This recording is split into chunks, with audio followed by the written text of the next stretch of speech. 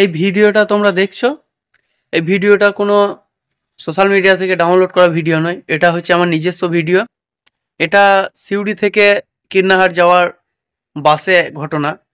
তো এই দেখতে পাচ্ছ এই ভদ্রলোক, মোটামুটি আনুমানিক বয়সটা হবে 50-এর মতো।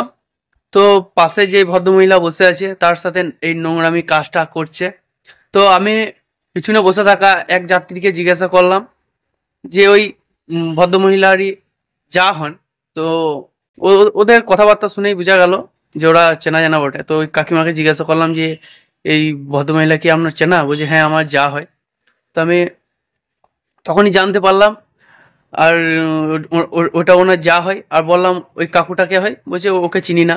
তো কাকিমাকে বললাম, তো কাকুটা তো কাকিমার সাথে নোংরামি করছে। তো কাকিমা রিকোয়েস্ট করলো বাবা কিছু বলো না, না হলে বদনাম হয়ে যাবে, খারাপ হয়ে যাবে। সেই ভেবে আমি কিছু বলিনি গো।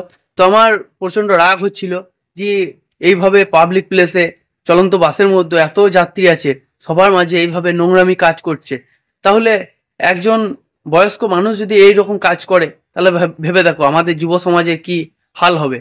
আর আমরা আমরা যদি কম বয়সী ছেলেরা কোনো একটা ভুল কাজ করি না, তখন এই ভদ্রলোকরাই আঙুল তুলবে যে সমাজটা খারাপ হয়ে গেছে। আর সমাজটা কাদের জন্য খারাপ হচ্ছে আজকে তোমাদেরকে প্রমাণ স্বরূপ আমি দেখিয়ে দিলাম। তো আমি মনে করলে এনার মুখটা দেখাতে পারতাম, কিন্তু না, দেখাবো না। সেই জন্য তোমাদের বলছি ভিডিওটা বেশি বেশি শেয়ার করো, যাতে ওনার কাছে ভিডিওটা পৌঁছায়, তিনি যেন বুঝতে পারে আর তিনি যেন পরবর্তীতে এরকম ভুল কাজ আর কোনোদিন না করে। অনেকেই বলবে যে বাসের মধ্যে প্রতিবাদ করতে হতো, কিছু বলতে হতো, কিন্তু আমি বলার পরিস্থিতিতে ছিলাম না, কারণ আমার শরীরটাও খারাপ ছিল। আর ওই কাকিমা যে আমাকে বললো যে না বাবা কিছু বললো না, ওনার কথা শুনে আমি বেশি কিছু বলিনি। তো আমি ভিডিওটা করে রেখেছিলাম যে আমার রাগ হচ্ছিল যে আমি প্রতিবাদ করব। তো আমার বলার আগে তো আমাকে কিছু একটা প্রুফ রাখতে হবে, সেই জন্য আমি ভিডিওটা করে রেখেছিলাম। আর আমার সামনে আমি দাঁড়িয়ে আছি আর ওনারা বসে আছে এইভাবে। বাসটা মোটামুটি ফুল ভর্তি ছিল। আর এত প্যাসেঞ্জারের মাঝে যে ও এইভাবে নোংরামি কাজ করবে আমি ভাবতে পারিনি।